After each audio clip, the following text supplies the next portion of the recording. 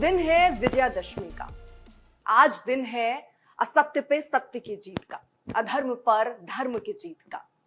और आज के दिन में राम को हर कोई समझने की कोशिश करता है, लेकिन आज हमारे राम के रावण के साथ हम हैं।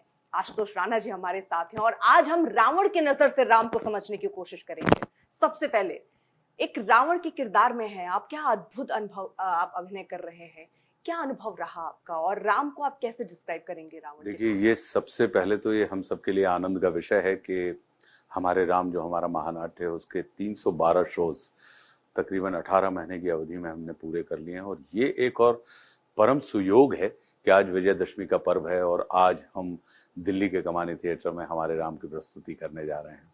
मेरा अपना ये मानना है कि परमात्मा श्री राम को यदि समझना है तो एक बार हमको रावण की दृष्टि से देखना चाहिए कि होता क्या है कि हम जब मित्र दृष्टि से किसी को देखते हैं तो कभी कभी हमें अपने मित्र के गुण भी दिखाई नहीं देते, लेकिन जब हम किसी को शत्रु दृष्टि से देखते हैं तो फिर हमारे जीवन में उस व्यक्ति का पूरा 360 डिग्री का जो पूरा व्यक्तित्व होता है वो दिखाई देता है और हमें उनके तमाम जितने हमें यहाँ तक कि अपने शत्रु के अवगुण भी गुण या स्ट्रेंथ के जैसे दिखाई देते हैं।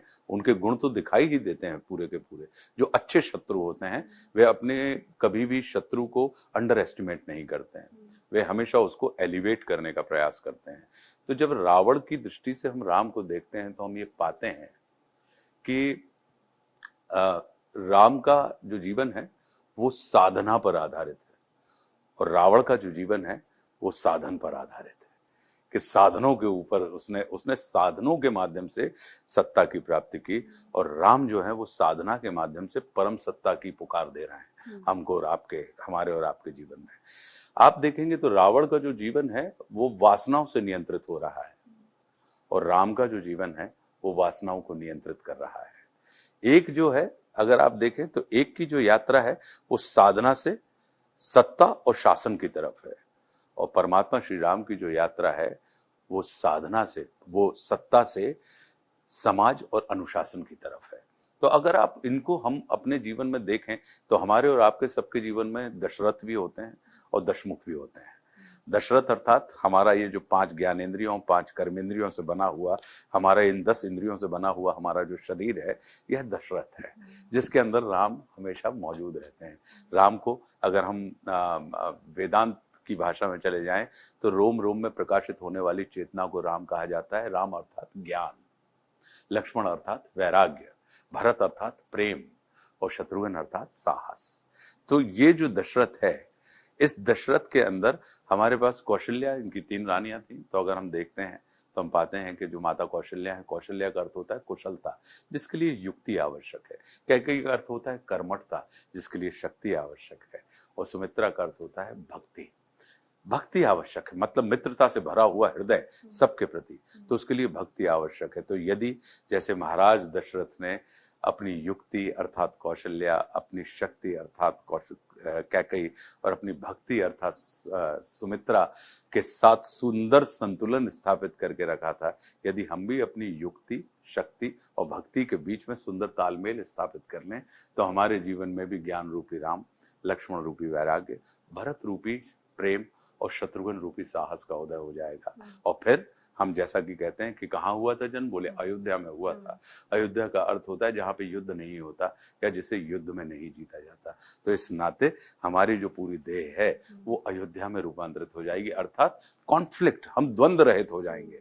हमारे अंदर जो लगातार युद्ध चलता रहता है, जो द्वंद्व चलता रहता है हमारे अंदर, सकार वृत्ति और नकार वृत्ति के अंदर, पॉजिटिव और नेगेटिव के अंदर, तो हम द्वंद्व रहित जब हो जाएंगे फिर हम खंडित जीवन नहीं जिएंगे, फिर हम अखंड जीवन जिएंगे। हमारे पास दृष्टि खंडित नहीं होगी, फिर हमारे पास दृष्टि जो होगी वो अखंड दृष्टि होगी। तो यदि अगर उसको उस तरीके से देखें कि ये जो हमारे आपके सबके जीवन की जो यात्रा है वो दशरथ से दशमुख की ओर यात्रा है।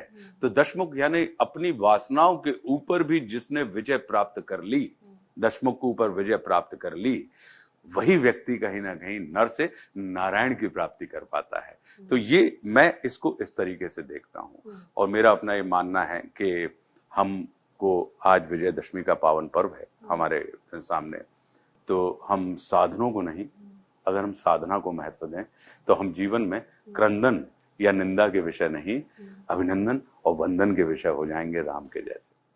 अच्छा, जब जिक्र होता है रावण का तो लंका साइड में तो उनको पूजा भी जाता है, रावण का जब जिक्र होता है, लेकिन दूसरी तरफ हम बात करते हैं द्रौपदी का जो चीरहरण कर रहे हैं उनको हम उस नजर से देखते हैं, लेकिन रावण के लिए एक अलग तरीके के भाव, लोगों के मन में दो भाव आप कह सकते हैं, क्योंकि उनको ज्ञानी भी बोला जाता है, उनको बोला जाता है आप भी जिस तरह की संगीत के ज्ञाता, साधक, शिव के परम भक्त। तो ऐसे में ये जो रास्ता उन्होंने चुना, मेरे मन में ये सवाल आता है कि सीता माँ का अपहरण क्यों चुना होगा उन्होंने? अगर आप देखें तो मातेश्वरी सीता क्या है, मैं इनको इस दृष्टि से देखता हूं कि वो शक्ति का स्वरूप है। तो राम भी शक्ति को उपासक है और रावण भी शक्ति का उपासक है, लेकिन जगदम्बा सीता ने, परमात्मा श्री राम यानी शक्ति ने राम का वरण किया और रावण ने शक्ति का हरण किया। तो ये कहानी हमें ये बताती है कि शक्ति हरण का नहीं, वरण का विषय होती है। और जब भी कभी आप शक्ति का हरण करने का प्रयास करते हैं जीवन में, तो आपका मरण निश्चित है, आप ये मान के चलिए। तो कहीं ना कहीं ये तमाम चीजें जो एब्सोल्यूट पावर की जो हमको और आपको बताई जाती हैं कि ज्ञान बल, धन बल, बाहुबल, जन बल, ये तमाम चीजें कहीं ना कहीं रावण इस चीज का प्रतीक है कि इन सबके पास ये एक्सट्रीम था इनके पास। लेकिन ज्ञान के माध्यम से आप नियंत्रित हो रहे हैं या ज्ञान को आप नियंत्रित कर रहे हैं, अंतर इतना है। आप जन के माध्यम से नियंत्रित हो रहे हैं या जन को आप नियंत्रित कर रहे हैं। आप बाहुबल के माध्यम से नियंत्रित हो रहे हैं या आप अपने बाहुबल को नियंत्रित कर रहे हैं। तो ये तमाम जो जितनी भी जो घटना है रामायण की, जो महाकाव्य है, जो आज तक सदियों से हमारे और आपके बीच में चल रहा है, वो कहीं ना कहीं हमारे और आपके जीवन को एलिवेट करने के लिए है कि हम इसमें निहित जो प्रच्छन्न छिपी हुई जो शिक्षाएं हैं, यदि हम देखें ना आप, कितनी अद्भुत बात है कि मर्यादा पुरुषोत्तम श्री राम जो भगवान विष्णु का अवतार हैं, तो परमात्मा हमको और आपको ऊपर उठाने के लिए ऊपर से नीचे आते हैं। अब ये हमारे ऊपर निर्भर करता है कि हम उनके माध्यम से हम अपने जीवन को नैतिक तौर पर ऊपर उठाएं या हम उनको ही अपनी बराबरी का कर लें और उनको अपने स्तर पर लाकर खड़ा कर दें। बहुत सारे लोग हैं अपने ही धर्म में, हिंदू धर्म में, आप दूसरा धर्म हमें नहीं समझ पा रहा है, वो समझ आता है, बट अपने ही धर्म में बहुत सारे ऐसे लोग हैं जो कोर्ट तक पैरवी करने पहुंच जाते हैं राम के अस्तित्व को लेकर। राम को एक कल्पना बताते हैं, हम उसको हम एक आराध्य के तौर पर मानते हैं, एक अवतरण के तौर पर, एक अवतार के तौर पर मानते हैं। आपने जितना अध्ययन किया है राम को, आप ये कैसे उन लोगों को समझा पाएंगे, कहाँ ये क्या क्या ऐसे पॉइंट्स है जिससे हम समझें कि राम प्रभु राम थे? अब इसको हमको सिर्फ एक बारीक बात से समझना चाहिए कि जैसे आपके पिताजी से मैं नहीं मिला, मेरे पिताजी से आप नहीं मिली, अब हमको हमारे माता पिता का पता कैसे लगेगा आपको? मेरे भाव भाषा व्यवहार को देख के आप मेरे माता पिता या मेरे पूर्वजों का पता लगाएंगे, मैं आपके भाव भाषा व्यवहार को देखकर आपके पूर्वजों का पता लगाऊंगा। तो अब देखिए, चूंकि ये हमारे भाव भाषा व्यवहार जो है, हमारे आचरण जो है, जिस दिन रामोचित हो जाएंगे, अब हमारे भाव भाषा आचरण के कारण ही हमारी जो वास्तविकता थी वो जगत को कल्पना लगने लगी, क्योंकि उसने देखा कि अरे आप राम की तो बात करते हैं लेकिन आपके अंदर रामोचित आचरण नहीं है। जिन आचरणों का आप उल्लेख कर रहे हैं उन उल्लेखों का आपके अंदर तो कहीं दर्शन हमें प्राप्त नहीं हो रहा है। तो ये हमारे ऊपर निर्भर करता है कि हम अपने आचरण से, क्योंकि मर्यादा पुरुषोत्तम श्री राम के मात्र चरण ही नहीं, आचरण भी पूजनीय है। हम उनके चरण पकड़ के हम उनकी गति को प्राप्त होंगे। लेकिन आप विश्वास कीजिए, अगर हमने मर्यादा पुरुषोत्तम श्री राम के आचरण को धारण कर लिया अपने जीवन में, तो जगत के लिए हम भी पूजनीय हो जाएंगे। आज के युग में अगर हम राम राज्य की कल्पना की बात करते हैं, अगर यही उदाहरण पेश किया जाए, किसी की स्त्री को अगर कोई हरे और वहां फिर वो लक्ष्मण को भेजें कि तुम इतना ज्ञानी रावण था, उससे ज्ञान लो, ये सब आपको लगता है कि वो ये मन में कैसे राम जी के आया होगा? क्योंकि वो क्या उसी क्षण उन्होंने उनको माफ कर दिया? क्योंकि इतना बड़ा अपराध, अगर एक असामान्य कृत्य का जो कृत्य और जो अपराध आपने किया था, एक होता है अपराध और दूसरा होता है पाप। अपराध हमेशा प्रत्यक्ष होता है, पाप जो होता है वो हमेशा प्रच्छन्न होता है। हमारे आपके विधान जो चलते हैं, संविधान जो चलता है, वो अपराध को दृष्टिगत रखते हुए चलता है, लेकिन परमात्मा के जो विधान होते हैं वो अपराध नहीं, पाप को दृष्टिगत रखते हुए चलते हैं। कि हमारे बुजुर्ग भी हमसे कहते हैं कि क्या नहीं करना है वो सीख लो, है ना। तो किससे सीखो? जिसने बहुत कुछ किया, जिसने वो सब कुछ किया हो, उससे भी क्या नहीं करना है उसकी शिक्षा ले लो। अगर तुम्हें क्या करना है ये नहीं पता है तो क्या नहीं करना है इसी को जान लो। तो इससे तुम्हारा कम से कम शरण तो नहीं होगा, तुम स्थिर रहे आओगे। तो जो भी जीवन में हमारे यहाँ जिस भी किस्म की, तो ये एक राम की वो दृष्टि बताती है, वो विस्तृत दृष्टि बताती है कि इसके बाद भी उनके अंदर वो विवेक कि इस व्यक्ति के अंदर विशेषता क्या है, इस व्यक्ति से क्या चीजें हमें एक्सट्रैक्ट कर लेनी चाहिए, निकाल लेनी चाहिए, जो आने वाले समय में कहीं ना कहीं सबके लिए कल्याणकारी हो। कि एक सर्वोच्च एब्सोल्यूट पावर पर पहुंचा हुआ व्यक्ति कहाँ चूक गया, कहाँ उससे गलतियां हो गई। और फिर रावण भी जो साझा कर रहा है लक्ष्मण जी के साथ, वो क्या साझा कर रहा है, वो इसी चीज को उस निर्लिप्त भाव से बता रहा है कि मुझसे कहाँ चूके होंगे। कि रावण को अपने ज्ञान का अहंकार था और तुम्हारे भाई राम को अहंकार का ज्ञान है। अब ये जो चीज है कि क्या अंतर है राम और रावण का। रावण एक नायक है। नायक का क्या अर्थ होता है, जिसके मित्र, जिसके समर्थक उसकी प्रशंसा करें, उसका आदर करें, ऐसा व्यक्ति नायक होता है। लेकिन राम जो है वो महानायक है।